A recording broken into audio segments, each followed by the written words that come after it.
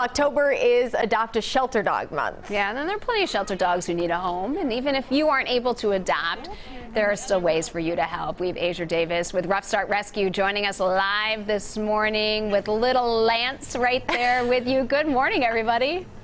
Good morning. Yeah, so tell us a little bit about Lance. We have to learn. Yeah, okay, so this is Lance. I call him my little Scraggle muffin. I actually adopted him through Ruff Start Rescue, and he's 5 now. I adopted him 5 years ago, but he actually was in a high-kill shelter down in Texas with 2 of his other siblings, and Ruff Start said, we will take them, don't euthanize them. And the only reason he was going to be euthanized was just due to lack of space. It's very overpopulated in Texas.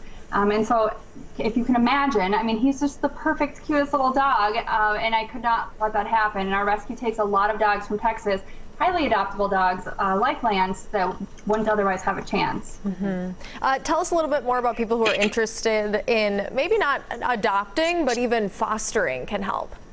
Yeah, so with Ruff Start, I mean, we're all over central Minnesota. We have foster homes throughout. I would say anywhere from 300 to 500 foster homes, and we're always needing fosters. You know, we can't take in any of the dogs or cats from the shelters unless we have foster homes.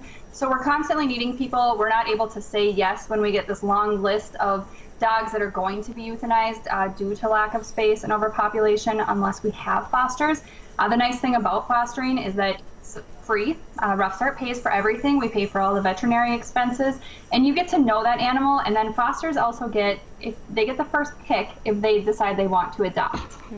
You mentioned Texas there. We know Ruff Start makes trips down to Texas too, but people can virtually ride along on the trip back, right?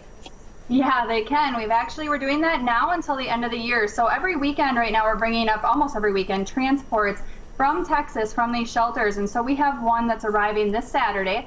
So the best way to do it, we have a blog on our website, otherwise on our Facebook page. We're just showing people behind the scenes what it takes to line up these transports. We just purchased a rescue van so that we can actually go and help these dogs and load them up in the kennels and bring them up here and find their fosters and adopters. So we're giving people a chance to see, you know, how they can get involved, what it all entails, how to get signed up for fostering or adopting, and then also if they want to sponsor an animal, that's a good way too, because as you'll see, if you follow along, we're going to do a Facebook Live on Saturday morning when the van arrives.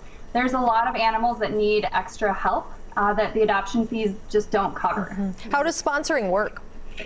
So if you go to our website, there's a sponsorship opportunity under every animal if there's a specific animal. Otherwise, on Facebook, there's certain Facebook fundraisers if it's for a particular animal with a certain medical case that's coming up. And then you can actually see that story and donate right through there. So it doesn't deduct from their adoption fee, but what it does is it helps cover their veterinary expenses that adoption fee otherwise doesn't cover. All right. Good time to have a dog with you in the house. Yeah, Azure, Lance, you did a great job there. Thanks so much for being with us today. Yeah, and you can find out more about adoption and helping shelter dogs at Ruff Start Rescue's website. Go to WCCO.com/links, and we'll be sure to get you there.